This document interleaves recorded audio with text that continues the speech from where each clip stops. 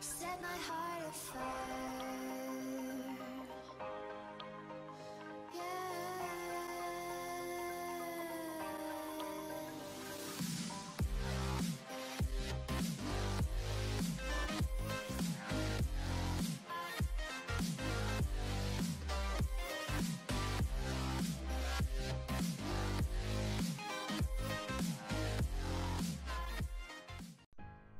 Hello tout le monde, aujourd'hui je vais vous faire une vidéo d'opening de case sur Black Ops 4, j'en ai 60 à ouvrir.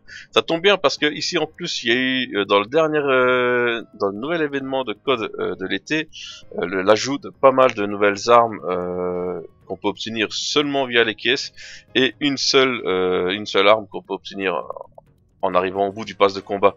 Bien sûr, on a également des nouvelles danses dans les caisses, on a des animations, des nouvelles armes et des nouveaux skins. Mais encore une fois, il y a vraiment un truc qui commence à me saouler moi avec ce code, c'est quoi? C'est le système économique. Vraiment, le système économique est vraiment dégueulasse. Comme vous allez vous rendre compte, regardez ici, j'ai gagné un skin, mais dans la plupart des coffres que j'ouvre, je n'ai que des doublons. Donc j'en ouvre 60, j'ai des doublons. Faut savoir que quand vous avez des doublons, la seule chose à faire, c'est d'en avoir 3. Au bout de 3, ça relance. Donc là, vous allez voir, regardez, voilà. Ici, j'ai eu un doublon. Là, j'ai eu encore un autre doublon. Il m'en faut encore une de celles-là pour que ça relance. Et au final, bah, il se passe quoi? Tout simplement, bah, j'ouvre 60 caisses et je ne gagne que 10 objets différents. Bien sûr, dans tous ces objets-là, je ne gagne aucune arme. C'est n'importe quoi. Et le truc qui m'énerve là-dedans, c'est que finalement, si on veut avoir les nouvelles armes qui sont arrivées ici dernièrement, ou alors les variantes, ben ça se passe avec les caisses. Et quand je parle de nouvelles armes, on a le Pacemaker, le Locus, ou alors encore en DLC, le S6 Stingray. Donc si on va voir les deux premières armes, ben, ça se passe par ici. Et il faut débourser quoi. Il y en a certains qui ont fait des tests, ils en ont ressorti qu'environ pour 50 voire même 100 € de caisse, on pourrait avoir la chance d'avoir ces armes là. C'est exagéré.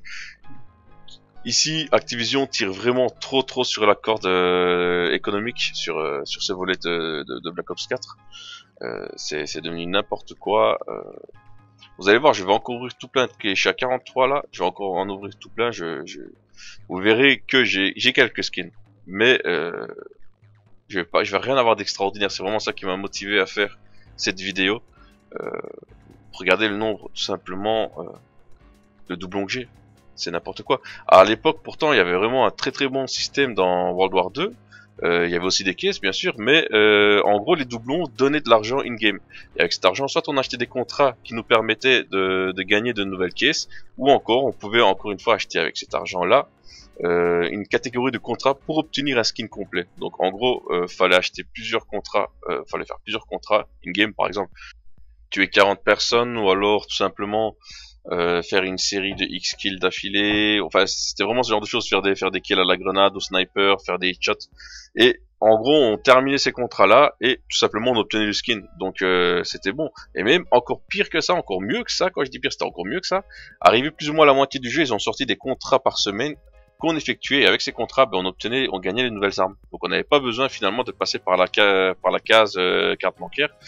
Celui qui voulait vraiment expressément le faire, bon, il pouvait le faire, mais sinon on n'avait pas besoin de faire ça. Et c'était vraiment un très bon système. Je sais pas pourquoi ici ils sont revenus à ce système sur BO4. Enfin si, je sais pour quelle raison ils en sont arrivés encore une fois à ce système. C'est que ici on a le petit élément, le gros élément Fortnite qui est passé entre temps. Qui a vraiment raflé pas mal de choses et qui au final a fait que Call of Duty a moins bien marché cette année. Et pour un peu se retaper, je pense que ils ont vendu moins de saison de pass où les cartes multijoueurs ont moins été vendues. Bah, il s'est passé quoi? Bah, c'est que ils ont vraiment tourné le modèle économique à l'extrême et tout retombe sur notre tête quoi. Ça c'est vraiment dégueulasse je trouve de leur part. Et au fur et à mesure, finalement, bah, Call of Duty il perd de sa splendeur. Et on voit bien qu'il faut qu'il change là. Et ici, bah, avec la nouvelle bande-annonce, on voit qu'ils ont pris pas mal de nouvelles décisions. J'espère que ça va continuer comme ça. Et que bah, ça va pas être comme celui-ci. Là, ils ont annoncé que les nouvelles maps seront gratuites. Ils ont annoncé pas mal de nouvelles choses.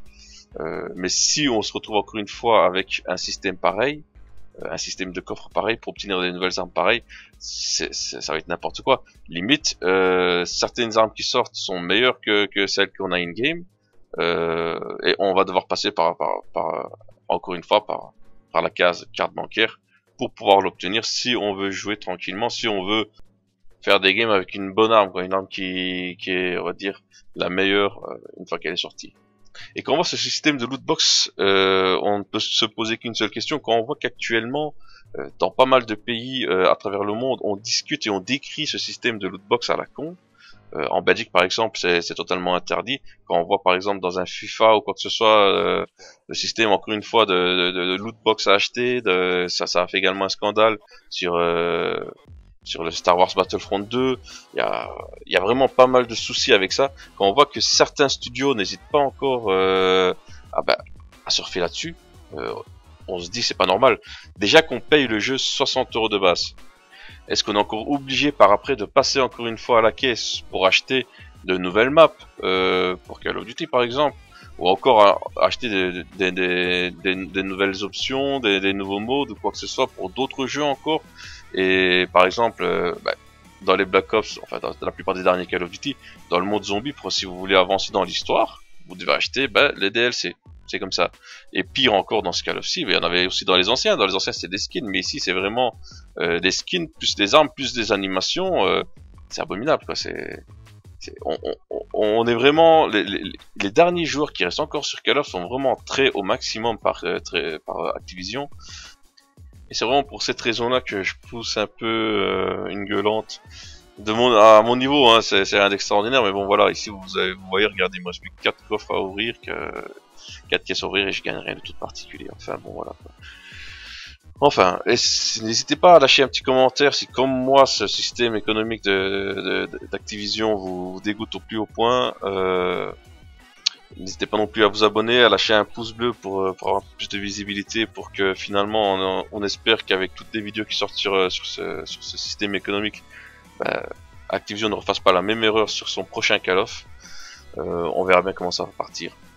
Enfin bon, je vous souhaite encore une très bonne journée, merci d'avoir regardé cette vidéo, abonnez-vous, salut!